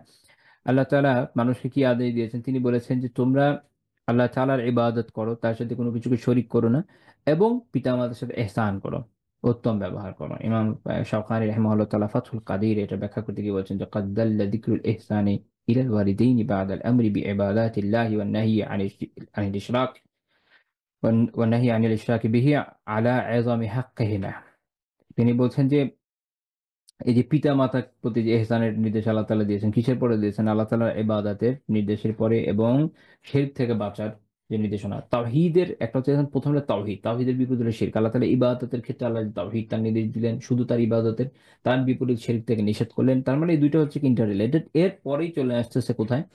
আল্লাহ তাআলা এর পরে যে বিষয়টা বলেছেন সেটা হচ্ছে পিতা-মাতার প্রতি আ ইহসান করার কথা বলেছেন। যেমন সূরা লুকমানেও বলেছেন ১৪ নম্বর আয়াতে যে আনিশকুর লি ওয়া লিওয়ালিদাইক, আমার শুকরিয়া আদায় করো এবং তোমার পিতা-মাতার শুকরিয়া আদায় করো। এটা অত্যন্ত গুরুত্বপূর্ণ বিষয়। পিতা-মাতা তাদের থ্রুতে আল্লাহ তাআলা দুনিয়াতে মানুষকে পাঠিয়ে থাকেন। মানুষ খুবই রেয়ারলি এরকম হয়েছে যে কেউ এর বাইরে আসছে না? আদম আলাইহিসসালাম আসছে, হাওয়া আলাইহিসসালাম উনারা আসছেন। উনাদেরকে আল্লাহ তাআলা পিতা-মাতা ছাড়াই সৃষ্টি করেছেন একদম ডিফারেন্ট ওয়েতে। আবার ঈসা আলাইহিস সালামের জন্ম হয়েছে এইভাবে যে শুধু মা ছিল উনার। তো এটা খুবই রেয়ার কেস। এটা এত বেশি রেয়ার যেটা দশমিকের পিছনে কোথায় চলে যাবে আল্লাহু আলাম। কিন্তু পুরা মানবজাতি আসতেছে কিভাবে? দুনিয়াতে পিতা-মাতার মাধ্যমে। আর পিতা-মাতা থ্রুতে দুনিয়াতে আসার পরেই তো সে এক পর্যায়ে মোকাল্লাফ হচ্ছে। তার কাছে শরিয়া আসছে। তাকে শরিয়া তাকে তখন একসেপ্ট করতে হচ্ছে, এর উপর আমল করতে হচ্ছে। সে যে তাওহীদের উপর আমল করবে তার তো জন্ম হইতে হবে। জন্মটা হচ্ছে পিতামাতার মাধ্যমে। তো পিতামাতা এইজন্য পিতামাতার ইহসান অনেক বড়। পিতামাতার ইহসান খালি আপনার আমার জন্মের উপরে না। পিতামাতার ইহসান এইখানে যে তাদের থ্রুতে আলহামদুলিল্লাহ আমরা আল্লাহ তাআলার ইবাদতের সুযোগ পাচ্ছি। হ্যাঁ? এ আল্লাহ তাআলা তাদের মাধ্যমে আমাদেরকে দুনিয়াতে এনেছেন। অ্যাজ এ রেজাল্ট আজকে আমরা বড় হচ্ছি। আমাদের এইজ হচ্ছে। আল্লাহ তাআলার অ্যা মেহেরবানি যে আমরা ইবাদতের সুযোগ পাচ্ছি, আল্লাহ তাআলাকে চিনছি, জানছি। এত বড় বিষয়টা এইজন্যই ঘটছে যে আমাদের জন্মটা হয়েছিল। না হলে কিভাবে হতো? তো পিতামাতার এইজন্য দান অনেক বড় এবং বিশেষ করে মানুষ যখন ছোট থাকে ওই সময়ে যখন তার কোনো সেন্স থাকে না, এই সময়টা পিতামাতা তার জন্য যে কষ্টটা করেন। মনে করেন যে বাপ-মা একদম কষ্ট করেই নাই, সেও যে পরিমাণ কষ্ট করে সেটাও অনেক। এটা অনেক। তো এইজন্য আল্লাহ তাআলা তার ইহসানের পরই পিতামাতার উল্লেখ করেছেন। যেন মানুষ শুকরগুজার থাকে। আল্লাহ তাআলা মানুষকে একটা বিষয় শিখিয়েছেন জায়গায়। তাকে হচ্ছে শুকরগুজার হতে হবে। যেখানে যে আপনার প্রতি ইহসান করেছেন তার প্রতি শুকরগুজার হতে হবে। যেমন এক সহিহ হাদিসে আছে যে অ্যা মানুষের শুকরগুজার হয় না। নালিশ সে আল্লাহ তাআলার শুকরগুজার হয় না। তাহলে আল্লাহ তাআলার শুকরগুজার হওয়ার জন্য আগে আল্লাহ তাআলার বান্দাদেরও শুকরগুজার হওয়া জরুরি। যার মাধ্যমে আপনি কোনো ইহসান লাভ করেছেন। তার শুকরিয়া আপনাকে আদায় করতে হবে। তার শুকরিয়া আদায় করছেন আপনি আল্লাহ তাআলার আদেশের কারণে। এখানেও আল্লাহ তাআলার ইবাদতের একাত্ম রয়েছে। তিনি নির্দেশ দিয়েছেন বলেই করছেন। তো পিতা-মাতার গুরুত্ব এত বেশি। তো সে পিতা-মাতার অবাধ্যতা অনেক বড় কবিরা গুনাহ, অনেক বড় কবিরা গুনাহ। লা হাওলা ওয়ালা কুওয়াতা ইল্লা বিল্লাহ। তো এজন্য পিতা-মাতার হক আমাদেরকে রক্ষা করার চেষ্টা করতে হবে। আল্লাহ তাআলা আমাদেরকে তৌফিক দান করুন। আমিন। এবং আল্লাহ তাআলা যেমন বললাম যে তাওহীদের সাথে কোরিলেট করে এরপরে আলোচনা করেছেন। এবং এখানে কোনো আলেমেরা খুব ইন্টারেস্টিং কথা বলেছেন যে পিতা-মাতারও এক ধরনের তাদের নিজস্ব এক ধরনের একত্ব আছে। কিভাবে একজন মানুষের বাবার মাও একটাই হয়। অ্যাকচুয়াল। এর বাইরে তো না। একটাই বাবা, একটাই মা হয়। তো তাদের তাদেরকেও এই জন্য হাদিসে আপনারা জানেন হয়তো যে নিষেধাজ্ঞা আছে, কেউ তার নিজের বাবা ছাড়া আরেকজনকে নিজের বাবা হিসেবে দাবি করতে পারবে না। দেখা গেল বংশধারা চেঞ্জ করে অমুককে বললো যে অমুক আমার বাবা, এটা জায়েজ নেই। তো শুধু শুধু নিজের বাবা নিজের মাকে নিজের বাবা এবং নিজের মা হিসেবে বলতে হয়, এবং এই কারণে পালক পুত্রের বিধানকে শরিয়া বাতিল করে দিয়েছে। তো যাই হোক, আমরা আবার আলোচনায় ব্যাক করি। তো পিতামাতার গুরুত্ব এত বেশি, এবং পিতামাতার অবাধ্যতা এটা অনেক বড় গুনাহ। এটা মানুষের ইহকাল এবং পরকাল দুইটারই বরবাদির কারণ। আহ একটা ব্যাপার হচ্ছে এটা যে কখনো কখনো দিনই ইস্যু আসতে পারে। কখনো কখনো এমন হতে পারে যে পিতামাতার হয়তো সে বুঝ নেই, তাদের মধ্যে অজ্ঞতা রয়েছে, এবং আল্লাহ তাআলা এখানে বিভিন্ন জায়গায় নির্দেশ দিয়েছেন, কোরআনে দিয়েছেন, হাদিসের মাধ্যমে আমরা জানি যে, যেমন লা তাআতা লি মাখলুকিন ফি মাসিয়াতিল খালিক, সহিহ হাদিসে আসছে যে আল্লাহ তাআলার অবাধ্যতা করে কোনো মাখলুকের বাধ্যবাধকতা নেই। ততক্ষণ পর্যন্ত বাধ্যবাধকতা, ততক্ষণ পর্যন্ত কারো আনুগত্য আছে, ততক্ষণ পর্যন্ত যতক্ষণ না সেটা আল্লাহ তাআলার আনুগত্যের আন্ডারে হয়। এখানে আমি একটা কথা বলে রাখি, আমাদের দিন একটা হায়ারার্কিয়াল রিলিজিয়ন। আমাদের এখানে হায়ারার্কি শেখানো হয়েছে। হায়ারার্কি, আমরা flat flat level management practice করি না। হায়ারার্কি আছে। সন্তান তার পিতা মাতার অনুগত, মা, সন্তানের মা, সে আবার তার স্বামীর অনুগত। তার স্বামী আহ, যদি সারিয়া থাকে, সেখানে সেখানে দেশের ইমাম বা খলিফা বা আমির তার অনুগত, এইভাবে গ্র্যাজুয়ালি। তো এখানে একটা হায়ারার্কি থাকে, ফলে একটা চেইন অফ কমান্ড থাকে। এই চেইন অফ কমান্ডের কারণে সমাজে একটা শান্তি শৃঙ্খলা বজায় থাকে ইসলামী রাষ্ট্রে, আলহামদুলিল্লাহ। তো আমাদের তো সব ভেঙে গেছে। বাকি ছিল সংসার, বাকি ছিল পরিবার। ও যাচ্ছে ওইখানেও এখন আপনার এই যে ওকুকুল ওয়ালিদাইন ঢুকে গেছে, পিতামাতার অবাধ্যতা। এবং অনেক সময় আমরা দিনের রং চং দিয়ে সুন্দর করে অবাধ্যতা করি, আলিয়াদুবিল্লাহ। অনেকে আছে এমন জায়গায় অবাধ্যতা করছে, এটা অবাধ্যতার জায়গা না, আপাতত জায়গা না। কোন জায়গাটা উসুল শিখাই দেয়। পিতামাতার আনুগত্য করাটা আবশ্যক, এটা ওয়াজিব। এর বিপরীতে একমাত্র ফরজ ওয়াজিব আমল এটাকে ওভারপাস করতে পারে। পিতামাতা যদি আপনাকে ফরজ চলাতে বাধা দেয়, শোনার কোনো দরকার নেই। ফরজ সিয়ামে বাধা দেবে, শোনার কোনো দরকার নেই। ওয়াজিব আমলে বাধা দেবে, শোনার কোনো দরকার নেই। হ্যাঁ, যদি কখনো নফল মুস্তাহাবে না করে, তখন শুনতে হবে। কারণ তখন তার আদেশ এটার উপরে, এটার থেকে অগ্রগামী। তখন আপনার মনে হবে, বাবা আমাকে বললো দোকানে বসতে, বাজারে যেতে, এই করতে ওই করতে। মা আমাকে বললো তমুক কাজ করতে। আমি বসেছিলাম একটা বই পড়তে, আমার কিছুক্ষণ সওয়াব হতো। আপনি আসলে ভুল হিসাবে আছেন। আপনি যে সওয়াবের চিন্তা করছেন এটা ছিল নাফল বা মুস্তাহাব। পিতামাতার আনুগত্য করে আপনি আমল করবেন ওয়াজিব, কোনটায় সওয়াব বেশি? ওয়াজিবের সওয়াব বেশি। তো তাহলে আপনি ভুল বুঝছিলেন একটু আগে। পিতামাতার আনুগত্য করেন, আল্লাহ তাআলার নির্দেশের অনুগামী হয়, এটাই ইবাদত হয়ে যাবে। আমাদের আলিমরা বিষয়গুলোকে অনেক সুন্দর করে এক্সপ্লেন করেছে। কিন্তু সমস্যা হচ্ছে যে আমরা একটু অনেক ক্ষেত্রে একটু বেশি বুঝি। তো পিতামাতার অবাধ্যতা এত বড় গুনাহ, আমরা যেটা নিয়ে আলোচনা করছিলাম, সবচেয়ে বড় কবিরা গুনাহ নিয়ে আলোচনা করছি, কিন্তু তার মধ্যে আর পড়ছে হচ্ছে পিতামাতার অবাধ্যতা। আল্লাহ তাআলা আমাদেরকে সবাইকে বাধ্য সন্তান হওয়ার তৌফিক দেন। আমিন। এবং এই বিষয়ে অনেক হাদিস আছে, আমি ওই বিষয়ে আর যাচ্ছি না, কারণ আমাদের অনেক লম্বা চড়া আলোচনা করতে হবে। এবং প্রত্যেকটা বিষয় আলাদা যদি আলোচনা করতে চাই, এটা নিয়ে এক একটা এপিসোড হওয়ার মতো। বাস্তবতা হচ্ছে এটা। আচ্ছা, তারপরে তিনি বললেন আলা ওয়া কাউলু জুর, আলা ওয়া শাহাদাতু জুর। আরেকটা হচ্ছে কি, জেনে রাখো যে মিথ্যা কথা, মিথ্যা সাক্ষ্য। এবং আল্লাহ রাসূল বলতে থাকলেন, তো অত্যন্ত ভয়ানক বিষয় মিথ্যা কথা এবং মিথ্যা সাক্ষ্য। এই যে শিরক, এটা আসছে কোত্থেকে? মিথ্যা কথা থেকে। মিথ্যা কথা থেকে। শয়তান মিথ্যা কথা বলি তো শিরকে নিয়ে এসছে, এবং সেটা এক ধরনের মিথ্যা সাক্ষ্য ছিল। ইবনে আব্বাস রাদিয়াল্লাহু তাআলা যে বর্ণনা থেকে আমরা জানি শিরক কিভাবে প্রচলিত হলো। শয়তান যে জাতির কাছে এসে তাদের নেককারদের ব্যাপারে মিথ্যা কথা বলে, মিথ্যা সাক্ষ্য দিয়ে তাদেরকে শিরকের মধ্যে প্ররোচিত করেছিল। শিরক কিভাবে চালু হয়েছে? তো মিথ্যা কথা, মিথ্যা সাক্ষ্য এত ভয়ানক বিষয়।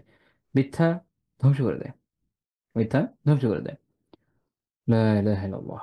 আর মিথ্যা সাক্ষ্য, এর মধ্যে একটা হতে পারে যেটা মানুষ অনেক সময় কাজীর কাছে, বিচারকের কাছে, জাজের কাছে বিভিন্ন জায়গায় মিথ্যা সাক্ষ্য দেয়। মিথ্যা সাক্ষ্য দেয় কখনো কারো, দেখবেন যে জমি মেরে দেওয়ার জন্য, মামলা জিতার জন্য, আরো বিভিন্ন কাজের জন্য। লা ইলাহা ইল্লাল্লাহ। আমাদের দেশের, অন্য দেশেরটা তো বলতে পারবো না, আমাদের দেশের যে জুডিশিয়ারি, এইটা আদৌ সত্য কিছু এর ভিতর আছে কিনা এটা আল্লাহ একমাত্র ভালো জানেন। পদ্ধতি তো এটা ইসলামী না, সেটা আলাদা কথা, কিন্তু তারপরও সেকুলার সিস্টেমে তো পৃথিবীর অনেক জায়গায় কিছু সত্য থাকে। এটার মধ্যে আছে কিনা আল্লাহ একমাত্র ভালো জানেন। আপনারা তো বিগত 15-16 বছরের বিষয় জানেন। এই সময় যদি কারো আদালতের চক্কর কাটার অভিজ্ঞতা থেকে থাকে, যে কোনো সাধারণ কেসে, মানে রাষ্ট্র বনাম ব্যক্তি টাইপের কোনো কেস না, সাধারণ যে কোনো ধরনের কোনো কেসে, পারস্পরিক যে অনেক সময় হয় না ঝগড়াঝাটি, এগুলো কেসেও যদি কখনো আপনি গিয়ে থাকেন, তাহলে আপনি দেখবেন এইসব জায়গাগুলোতে একটা সঠিক সাক্ষ্য দেওয়া কত টাফ, কত টাফ। পিপি তার মন মতো বসাবে, তার আগে এসআই তার মন মতো লিখে দিয়েছে। আমি একবার এক মামলা সাক্ষী হিসেবে যেতে হয়েছে আমাকে, আমি কোনো কোনো সাক্ষী দিই নাই, আমি এখানে কোনো সাক্ষ্য দিইনি। সেই সাক্ষ্য কি হয়েছে, এসআই আমার সাথে ওই ঘটনার পরে ওই জায়গাতে একবার কথা হয়েছে, সে সুন্দর মেরে দিয়েছে সাক্ষ্য। এখন যাও সাক্ষ্য দাও। না, আত্মীয় স্বজনের বিষয় নাও করা যায় না। ও বাবা, গিয়ে দেখি কি সাক্ষ্য, আমি যেগুলো কিছু বলি নাই, আমি কিছু জানি না। তো পিপি আবার সেগুলো পড়ায় পড়ে মুখস্থ করে এক একজনকে, যে এই যে এটা হবে এই হবে, বা আপনার যদি লয়ার থাকে সে করবে, যেহেতু ওটা সরকার সরকার মানে যাদের পক্ষে আমি গেছি বাদী, সরকার তাদের পক্ষে হিসাবে, মানে মামলাটা সরকারি মামলা, এবং বাদীর পক্ষ থেকে আমি গেছি, সরকার তার হয়ে মামলা করেছে এরকম। তারপরে এই সিচুয়েশন, তারপরে আরো যে কত রকমের হ্যাপাম ওই জায়গায় দেখলাম, সুবহানাল্লাহ। তো আমি এই অভিজ্ঞতা থেকে বলছি যে ভয়ানক অবস্থা। এই জায়গাগুলোতে এত এত কবিরা গুনাহ প্রত্যেক মুহূর্তে হয়, এটা বলে বোঝানোর মতো না। শিরক তো বাদই দেন, ওটা তো আছে আমরা জানি, বাট কবিরা গুনার কথা যদি কেউ বলে যে মিথ্যা সাক্ষ্য, আল্লাহ একবার ভয়ানক অবস্থা। এবং এরপরে আহ, আমাদের ব্যক্তি জীবনে মানুষ ছোটবেলা থেকে এসব বিষয় শিখতে শিখতে বড় হয়, বিভিন্ন ক্ষেত্রে মিথ্যা সাক্ষ্য দেয়। এই মিথ্যা সাক্ষ্য কিরকম দেখেন, যেমন তেজকিয়া বলে না, সার্টিফিকেশন, ক্যারেক্টার সার্টিফিকেট। আমার কাছে একজন এসে বললো, ভাই আমার একটা আপনার, আপনি যদি আমাকে একটা ক্যারেক্টার সার্টিফিকেট দেন, আমার এই জায়গায় জবটা হয়ে যায়। আমি বললাম, মাশাল্লাহ, আমি কত একটা নেক কাজ করছি একটা মানুষের বিষয়ে, একটা মানুষের উপকার করব। তাহলে বললাম যে ঠিক আছে দেন আপনার, আমি লিখে দেই যে ভাই অনেক ভালো মানুষ, আমার একদিন ধরে চিনি, কখনো খারাপ কিছু দেখিনি, অথচ ভাইয়ের সাথে পরিচয় হলো আমার এই মাত্র। আমি এটা কি দিলাম, মিথ্যা সাক্ষ্য দিলাম। কি দিলাম, মিথ্যা সাক্ষ্য দিলাম। এমন আমার জানার মধ্যে কোনো ঘরানার আলেম নাই, মহাকিক আলেম, যারা এটাকে হালাল বলেছেন। হানাফিদের মধ্যে মুফতি তাকি উসমানী হাফিজাহুল্লাহ তাআলা এটা নিয়ে অনেক লিখেছেন, অনেক বয়ান করেছেন। শেখ সালেহ আল ফাউজান হাফিজাহুল্লাহ তাআলা লেখা পাবেন, ধরেন এই যে কিতাব পড়াচ্ছে, এটার মধ্যে একটা ব্যাখ্যা আছে, নাম হচ্ছে শারহু কিতাবিল কেবাইর। ওখানে এটা নিয়ে উনি আলোচনা করেছেন, এটা বাতিল, এবং এটা এটা এটা এটা মিথ্যা সাক্ষ্য, এটা কবিরা গুনাহ।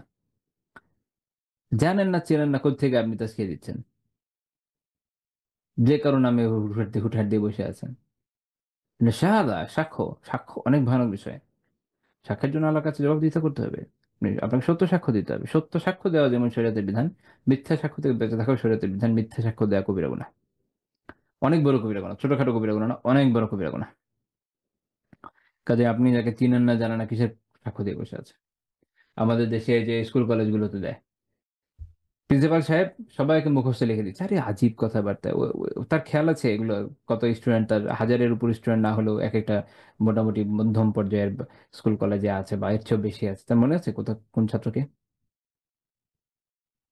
আন্দাজে একটা মেরে দিচ্ছে। আচ্ছা, এই সাক্ষ্যের আপনার দরকারটা কি, আপনি জানেন?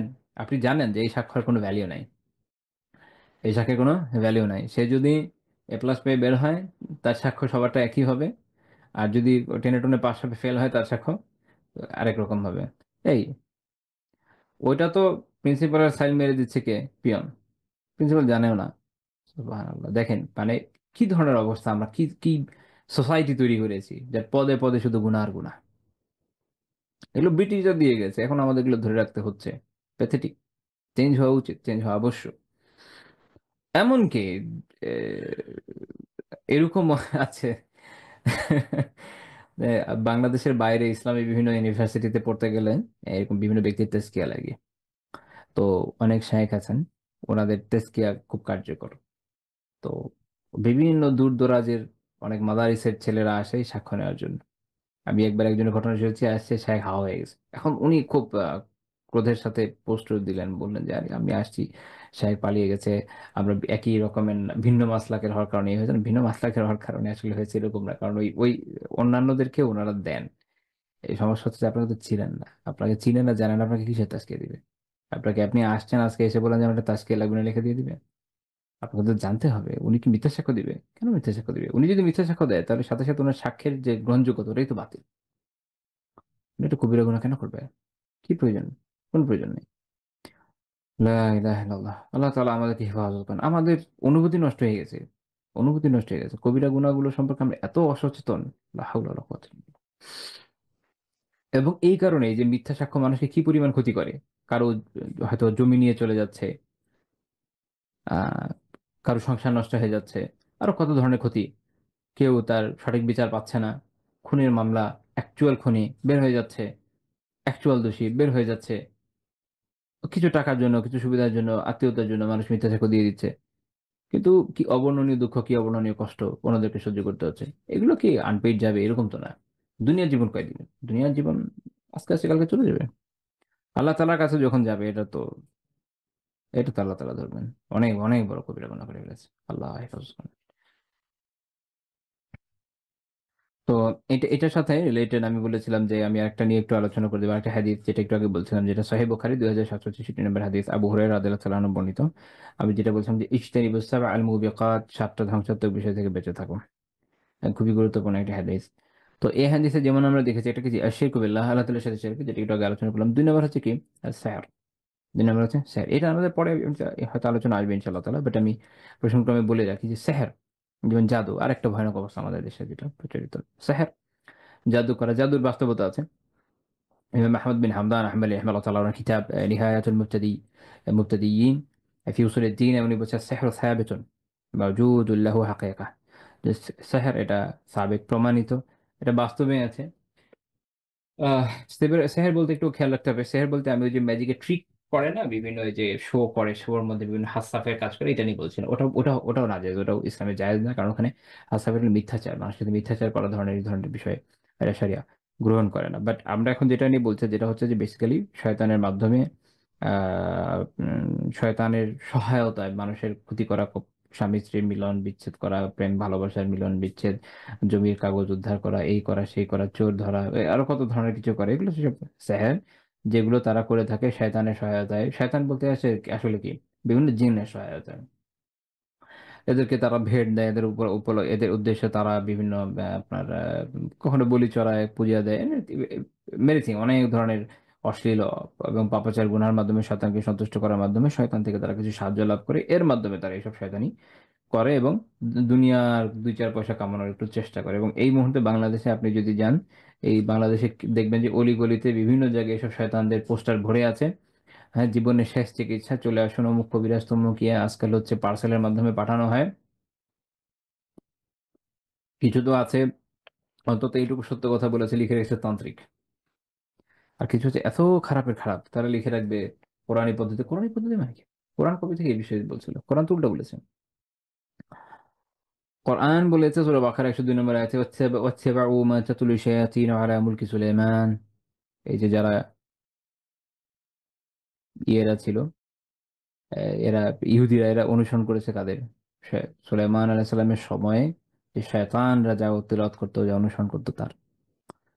এবং তারা এটা দায় দিচ্ছিল সুলাইমান আলাইহিস সালামের কাঁধে, উনি করতেন আলিয়াযু বিল্লাহ। না, আল্লাহ তাআলা বলেছেন ওয়া মা কাফারা সুলাইমান ওয়ালাকিন্না শায়াতিন কাফারু। সুলাইমান কুফর করেনি, শায়াতিনরা কুফর করেছে। শায়াতিন, তাহলে এখান থেকে বুঝে গেল যে এই যে সেহের, জাদুর কুফর, মানুষকে ইসলাম থেকে বের করে দেয়, কুফর। শয়তানের পুজো দিয়ে আবার কিসের কুফরের বাইরে হবে? কুফর হবে, শিরক হবে, সবই হবে। তো আপনারা হয়তো জানেন, অনেকে যারা, বিশেষ করে যাদের নোবেল টোবেল পড়ার অভিজ্ঞতা আছে, যে ইহুদিরা আলিয়াহুবিল্লাহ, এদের একটা বড় শয়তানি আছে। এরা হচ্ছে যে কোনো পাপের ক্ষেত্রে কোনো না কোনো নবীকে নিযুক্ত করে, মানে কোনো না কোনো নবীর দিকে এটা নিসবত করে, দেখায়, সম্পৃক্ত করে যে অমুক নবীও তিনি এই পাপ করেছে। আপনি এদের লিটারেচার পড়লে আলিয়াহুবিল্লাহ আটকে উঠবেন যে এক একজন নবীর সামনে এত ভয়ানক ভয়ানক কথাবার্তা। এর কারণ হচ্ছে এরা দেখাতে চায় যে তারা তারা যদি এরকম গুনাহ করতে পারে, তাহলে আমরা তো আর সেই হিসেবে কিছুই না, এই নিকৃষ্ট জাতি। তো ওরা সুলাইমান আলাইহিসসালামের ব্যাপারে এরকম একটা অপবাদ দিল যে সুলাইমান আলাইহিসসালাম আসলে জাদুর মাধ্যমে রাজত্ব করতেন। এটা মিথ্যা কথা। আল্লাহ তাআলা নাকচ করে দিয়েছেন কুফরে, ওমা কাফারা সুলাইমান, সুলাইমান কুফর করেন। ওয়ালাকিন্না শায়াতিন কাফারু, বরং শয়তানরা কুফর করেছে। কি করেছে? ইউআল্লিমুনা আন-নাস আস-সিহর, তারা মানুষকে জাদু শিখিয়েছে। তাহলে কোনটা কুফর? এই যে জাদু শেখা। এবং তখন আল্লাহ তাআলা পরীক্ষা হিসেবে দুজন ফেরেশতাকে পাঠিয়েছেন, হারুত ও মারুত। তারা কি বলতেন? ওয়ামা ইউআল্লিমানি মিন আহাদিন, তারা কাউকে ততক্ষণ না শিখাতেন, হাত্তা ইয়াকুলা, যতক্ষণ এটা বলে দিতেন, আগে সতর্ক করতেন, ইন্নামা নাহনু ফিতনাতুন ফালা তাকফুর, দেখো আমরা কিন্তু ফিতনা, তোমরা কুফর করো না, এটা একটা বড় পরীক্ষা, এটা যদি করো কাফের হয়ে যাবে। এটা এই পরীক্ষাটা এটা, যদি করো কাফের হয়ে যাবে, না করো ঈমান থাকবে। তুমি করবে বুঝো। এখান থেকে শয়তান এই জাদুর চর্চা করেছেন। ব্যাবিলন প্রাচীনকালের জাদুর বড় একটা কেন্দ্র ছিল। এখন তো বিভিন্ন জায়গাতে এর, জাদু আছে, বিভিন্ন ক্যাটাগরির জাদু হয়, এবং এগুলোর মাধ্যমে মানুষ একে অপরের অনেক ক্ষতি করে আমাদের দেশে। বাবা মা সন্তানকে বশ করার জন্য জাদু করে, স্বামী জামাইকে বশ করতে জাদু করে, জামাই বউকে বশ করতে জাদু করে, মেয়ে পটাইতে জাদু করে, বিচ্ছেদের জন্য বাবা মা আবার তখন জাদু করে, জমির দখল নেওয়ার জন্য জাদু করে, কারো থেকে ঈর্ষা হয়েছে তার জন্য জাদু করে। বাংলাদেশের জাদুটা না একদম আপনার হাতের ময়লার মতো। রাস্তায় অলিতে গলিতে গাটি গাটি বিজ্ঞাপন পেয়ে যাবেন, ফোন দিলে হবে, কামরূপ কামাখ্যা থেকে আপনাদেরকে ইয়েতে পাঠাই দিবে, পার্সেল করে দিবে।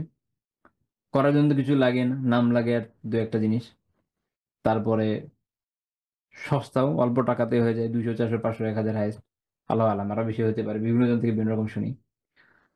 এই কত ইজি, দিলেই হয়ে যাচ্ছে। কিন্তু একটা মানুষের জীবন শেষ হয়ে যাচ্ছে যার উপর জাদু করা হয়, প্রচন্ড কষ্ট হয়ে যায়। যে অবর্ণনীয় ব্যথা বেদনার ভিতর দিয়ে সে যায়, এটা বলে বোঝানোর মতো না। আল্লাহ তাআলা এই জন্য এত সহজে ছাড়েন নাই। আল্লাহ তাআলা বলে দিয়েছেন এটা কফর, এটা করে তুমি মনে করবে যে না আমার ইমান আছে, এরকম এত ইজি না। এটা এমন এক কবিরা গুনাহ, এটা এমন এক কুফর যেটা আমাদের দেশে সয়লাব হয়ে গেছে, মানুষের কোনো ফিলিংস নাই। এবং আপনি যদি গ্রামে গঞ্জে যান, শহরের মানুষ একটু হলেও হয়তো সচেতন, গ্রামে গঞ্জে যদি যান দেখবেন মানুষের মধ্যে এটা নিয়ে একদম সচেতন। সচেতনতা তো নাই, তারা এটাকে ডাল ভাত মনে করে তাবিজ করে, বলে যে তাবিজ করবে। শুধু পটানোর ক্ষেত্রেই না, অনেক সময় দেখা যায় সংসার ভাঙার জন্য তাবিজ করে, বাচ্চা না হওয়ার জন্য তাবিজ করে, কত রকমের করে। তারা আমার ওই যে হুজুর আছে এক গাটি, তাদের কাছে গেলে তারা হুজুরা পড়া দিয়ে দেয়, কি সুন্দর তাবিজ করে দেয়। হুজুরও এরকম তাবিজ করে দেয়। আর মানুষও মনে করে নিচ্ছে আচ্ছা তারা হুজুরা যখন করেছে ভালোই হবে, খারাপ কি? না না, এত ইজি না, খুব খুবই খুবই ভয়ানক গুনাহ, খুবই ভয়ানক গুনাহ। লা হাওলা ওয়ালা কুওয়াতা ইল্লা বিল্লাহ। তো আহমদ বিন হামদান রাহিমাহুল্লাহ তাআলা তিনি বলছেন কি এরপরে, যে লাকিন্নাহু হারাম, এবং এটা হারাম, ইয়াকফুরু মুআল্লিমুহু ওয়া মুতাআল্লিমুহু ফিল আসাহি ওয়াল আশহার। সবচেয়ে সহিহ এবং প্রসিদ্ধ মত অনুযায়ী এটা যে শেখে এবং যে শেখায় এরা কুফর করে, এরা কুফর করে, এরা ইসলাম থেকে আসলে বের হয়ে যায় কুফর করে মানে। ইমাম কুরতুবী রাহিমাহুল্লাহ বলেছেন এর কারণ কি, তাফসীর কুরতুবীতে উনি ব্যাখ্যা করছেন, কারণ হচ্ছে আস-সিহরু লা ইয়াতিম্মু ইল্লা মা'আল কুফরি ওয়াল ইসতিকবারি আও তাযীমি শাইতান। কুফর ছাড়া, বড়ত্বের বিষয় দেখানো ছাড়া, শয়তানকে বড় করে দেখানো ছাড়া, শয়তানের উপাসনা ছাড়া জাদু হয় না। যে যতই ডায়লগ দিক, শয়তানের উপাসনা কয়েকভাবে হয়। এক হচ্ছে কেউ ম্যাথোডোলজি বুঝে করে, মনে করেন হিন্দু ধর্মের অনেক বড় গুরু, সে জানে হয়তো কথার কথা। বললাম একটা জাস্ট একটা উদাহরণ, আপনারা জানেন কিনা জানি না, ওদের 4 জন বড় শঙ্করাচার্য আছে, 4 জন ভারতের, 4টা পীঠ আছে, 4 পীঠের 4 জন প্রধান আছে, এরা এদের সবচেয়ে বড় গুরু। আই ডোন্ট নো, আপনাদের হয়তো নাও জানা থাকতে পারে। শঙ্করাচার্যের যে উত্তরসূরি, চারটা চারটা ধাম আছে, এই 4 ধামে 4 জন হয়। এরা মনে করেন যে ম্যাথোডোলজি বুঝে বুঝে শিরক করে। এখান থেকে নামতে নামতে আপনি যদি সাধারণ আমাদের অঞ্চলের ব্রাহ্মণদের ধরেন, এরা ম্যাথোডোলজি এত বুঝে না। ওই দ্বৈত অদ্বৈতবাদ সম্পর্কে এদের কোনো ধারণা নাই। এরা শুধু জানে কিছু মন্ত্র, তারা পরে আর পূজা করে। পার্থক্য বুঝেছেন? একজন ম্যাথোডোলজি বুঝে করে, একজন ম্যাথোডোলজি না বুঝে শুধুমাত্র মন্ত্র জানে, ওই অনুযায়ী করে। ওর ভিতরে অন্তর্নিহিত রহস্য দর্শন এই সেই এগুলো এর কাজে না, এর ওই নলেজ নাই। মুশরিক দুইটাই, এক হচ্ছে যে পুরো বিষয়টা বুঝে শয়তানের পূজা করছে, আরেক হচ্ছে না বুঝে চালিয়ে দিচ্ছে, কিন্তু করছে ওই একটাই, শয়তানের পূজা। জাদু শয়তানের পূজা ছাড়াবে, ওটা শয়তানকে কোনো না কোনোভাবে সুখী করেই করতে করতে হবে। ইমাম খারাশি রাহিমাহুল্লাহ তাআলা শরহ মুখতাসারিল খালিলে বলছেন যে আল মাশহুর আন তাআল্লুম আস-সিহরি কুফর ওয়া ইল্লাম ইয়াফআল বিহ। ইভেন কেউ যদি যে মনে করেন আমি শিখবো, শিখতে গেলেও তাকে এইসব কুফর শিখেই আগাইতে হয়। প্র্যাকটিক্যালি যখন কেউ শিখে, তাল্লুম করে, তালিমের মাধ্যমে অর্জন করে, তখন তাকে এইসব বিভিন্ন এই সেই সাধনা এগুলো করেই শিখতে হয়। এই জন্য ইমাম খারাশি রাহিমাহুল্লাহ বলছেন যে প্রসিদ্ধ মত এটা, যে সেহের শেখা এটা কুফর, যদিও সেটা না করুক। এবং এটা মনে রাখেন, ইসলামে ওই যে হোয়াইট ম্যাজিক ব্ল্যাক ম্যাজিক বলে কিছু নেই, সবই ব্ল্যাক, সবই শয়তানের উপাসনা। এগুলো হচ্ছে শয়তানের ধোঁকা, যে না এটা হলো হোয়াইট, না না, there is nothing called white in magic, ফুলটাই ব্ল্যাক। এই শেখ মোহাম্মদ বিন আব্দুল ওয়াহাব রাহিমাহুল্লাহ বলছেন, মিন আযাবি নাওয়াকিদিল ইসলামি আশারা, ইসলাম ভঙ্গের সবচেয়ে বড় কারণ হচ্ছে 10টা। ইন্টারেস্টিং বিষয়, অনেকে মনে করেন কি, আমি জাস্ট একটা টিকা দিই, শেখ রাহিমাহুল্লাহর এই কিতাব যে নাওয়াকিদুল ইসলাম, ইসলাম ভঙ্গের কারণ, এইটা নিয়ে আলোচনা করতে গিয়ে অনেকে বলেন যে ভঙ্গির কারণ তো অনেক বেশি, উনি তো মাত্র 10টা বলছেন। সেটা আসলে এরকম না, উনি বলছেন মিন আযামি নাওয়াকিদিল ইসলাম, ইসলাম ভঙ্গের সবচেয়ে বড় কারণগুলোর মধ্যে রয়েছে 10টা, অর্থাৎ উনি 10টা প্রসিদ্ধ কারণ আলোচনা করেছেন, যেগুলো একটু বেশি ওনার সময় প্রচলিত ছিল, উনি সব কারণ আলোচনার উদ্দেশ্য করেননি। আচ্ছা, তার মধ্যে আসসাবে 7 নাম্বার কি, আসসিহর, এই জাদু। তিনি বলছেন ফামান ফাআলা আও রাদিয়া বিহি কাফারা, যে এটা করে বা এই যে করলো এটাতে সে সন্তুষ্ট চিত্ত, এরকম ব্যক্তি যে সে কুফর করলো। এটা অনেক কিতাব রাসাইল শাখসিয়াতে আছে। শেখুল ইসলাম ইবনু তাইমিয়া রাহিমাহুল্লাহ তাআলা বলছেন, আকসারুল উলামাই আলা আন্না সাহিরা কাফির ইয়াজিবু কাতলুহু, অধিকাংশ আলিমের মত হচ্ছে যে সাহের, জাদুকর কাফের, তাকে হত্যা করা ওয়াজিব, আবশ্যক। ওয়াকাদ সাবাতা কাতলু সাহিরি আন উমর ইবনুল খাত্তাব, সাহিরকে, জাদুকরকে হত্যা করা প্রমাণিত কার থেকে, ওমর ইবনুল খাত্তাব রাদিয়াল্লাহু তাআলা আনহু থেকে, ওয়া উসমান ইবনে আফফান রাদিয়াল্লাহু তাআলা আনহু থেকে, ওয়া হাফসা বিনতে ওমর রাদিয়াল্লাহু তাআলা আনহা থেকে, ওয়া আব্দুল্লাহ বিন ওমর রাদিয়াল্লাহু তাআলা আনহু থেকে, ও জুনদুব বিন আব্দুল্লাহ রাদিয়াল্লাহু তাআলা আনহু থেকে। এতগুলো সাহাবীর আমল আছে। এটা মাজমুল ফাতাওয়াতে উনি আলোচনা করেছেন। হাফসা রাদিয়াল্লাহু তাআলা আনহার, আমরা এই মুহূর্তে এক্সাক্ট খেয়াল নাই কোন কিতাবে পড়েছি, হাফসা রাদিয়াল্লাহু তাআলা আনহার সম্ভবত ইমাম শাফি রাহিমাহুল্লাহর মুসনাদে পড়েছি, যে ওনার এক দাসী ছিল যে তার উপরে জাদু করেছিল, তাকে উনি হত্যা করেন। তো এই ক্ষেত্রে মনে রাখেন, মুসনাদ আহমদের 1657 নম্বর হাদিস, সুফিয়ান রাহিমাহুল্লাহ আমর রাহিমাহুল্লাহ থেকে বর্ণনা করছেন, তিনি বাজার থেকে বর্ণনা করছেন যে তিনি বলছেন যে জুজ বিন মুআবিয়া রাদিয়াল্লাহু তাআলা আনহু, যিনি হচ্ছে আহনাব বিন কায়স রাদিয়াল্লাহু তাআলার চাচা, তার উনি কাতিব ছিলেন। তিনি বলছেন যে আতানা কিতাবু ওমর ক্বাবলা মাউতিহি বিসানা, ওমর রাদিয়াল্লাহু তাআলা মারা যাওয়ার মাসখানেক, বছর খানেক আগে ওমর রাদিয়াল্লাহু তাআলার একটা ফরমান আমাদের কাছে, এটা কিন্তু রাষ্ট্রীয় ফরমান। কি বলেছেন, আনি তুলু কুল্লা সাহির, প্রত্যেক জাদুকরকে হত্যা করো।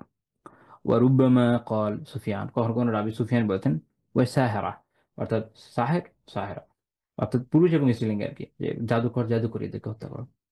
এই হাদিস শেখ শোয়েবান রহমাতুল্লাহ বলছেন যে সহিহুন আলা শারতিল বুখারী, ইমাম বুখারী রাহিমাহুল্লাহর শর্ত অনুযায়ী সহিহ।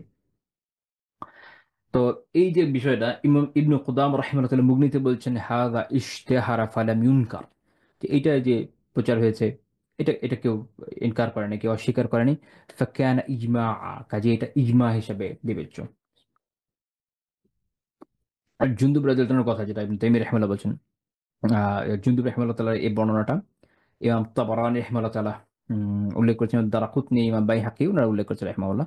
সেটা হচ্ছে আন্নাহু কাতালা সাহিরা, আন্নাহু কাতালা সাহিরা কানা ইনদাল ওয়ালিদ বিন উকবা, ওয়ালিদ বিন উকবার কাছে একজন সাহের ছিল, তাকে উনি হত্যা করেছিলেন, জুনদুব বিন আব্দুল্লাহ আল বাজলি রাদিয়াল্লাহু তাআলা আনহু।